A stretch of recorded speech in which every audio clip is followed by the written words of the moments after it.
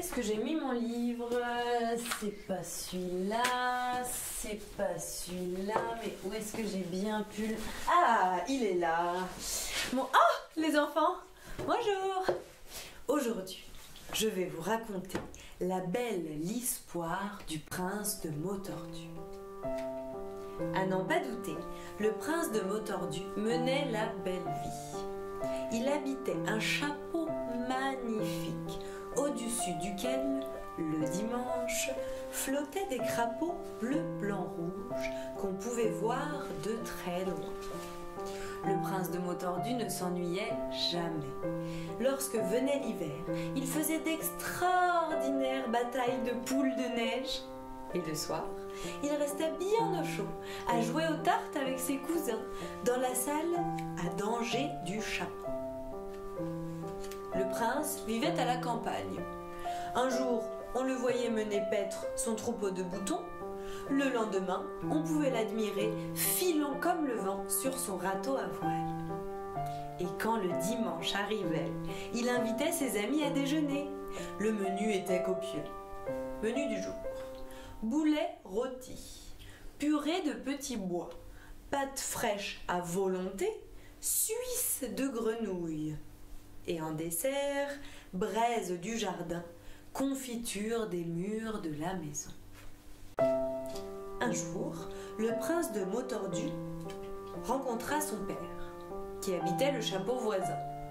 Son père lui dit: « Mon fils, il est grand temps de te marier. » « Me marier? Et pourquoi donc ?»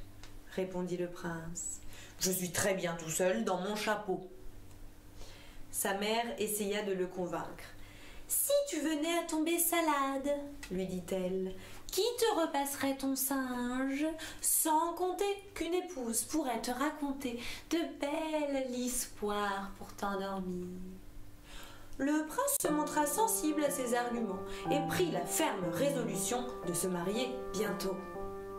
Il ferma donc son chapeau à clé, rentra le troupeau de boutons dans l'étable, puis monta dans sa toiture de course pour se mettre en quête d'une fiancée.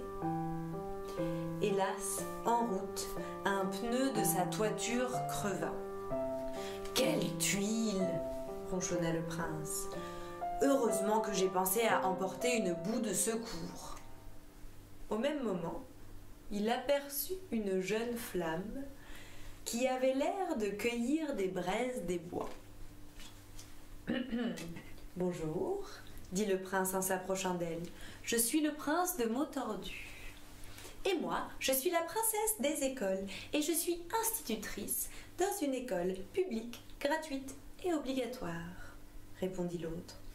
Fort bien, dit le prince. Et que diriez-vous d'une promenade dans ce petit pois que l'on voit là-bas? Un petit pois, s'étonna la princesse. Mais on ne se promène pas dans un petit pois, c'est un petit bois qu'on voit là-bas. Un petit bois? Pas du tout, répondit le prince. Les petits bois, on les mange. J'en suis d'ailleurs friand, et il m'arrive d'en manger tant que j'en tombe salade. J'attrape alors des vilains moutons qui me démangent toute la nuit. À mon avis, vous souffrez de maux de tête, s'exclama la princesse des écoles, et je vais vous soigner dans mon école publique, gratuite et obligatoire. Il n'y avait pas beaucoup d'élèves dans l'école de la princesse, et on n'eut aucun mal à trouver une place libre pour le prince de Mautordu, le nouveau de la classe. Mais, dès qu'il commença à répondre aux questions qu'on lui posait, le prince déclencha l'hilarité parmi ses nouveaux camarades. Il n'avait jamais entendu quelqu'un parler ainsi. Quant à son cahier, il était à chaque ligne plein de taches et de ratures. On eût dit un vrai torchon. Mais la princesse des écoles n'abandonna pas pour autant.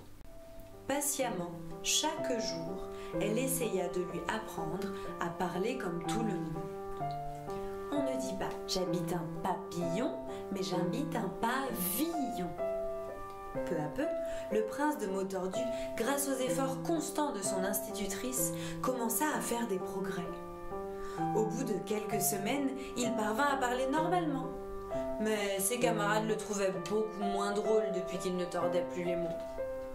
À la fin de l'année, cependant, il obtint le prix de camaraderie, car comme il était très riche, il achetait chaque jour des kilos de bonbons qu'il distribuait sans compter.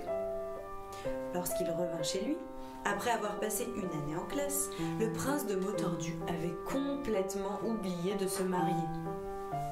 Mais, quelques jours plus tard, il reçut une lettre qui lui rafraîchit la mémoire. Cher Motordu, à présent que vous ne souffrez plus de maux de tête, j'aimerais savoir si vous aimeriez bien vous marier avec moi, princesse des écoles. PS, vous avez oublié de me rendre votre livre de géographie. Merci. Il s'empressa de répondre le jour même. J'ai fini de lire le livre, il est très bien et j'accepte de me marier avec vous avec joie. Amitié, stop, Motordu. Et c'est ainsi que le prince de Motordu épousa la princesse des écoles. Le mariage eut lieu à l'école même et tous les élèves furent invités.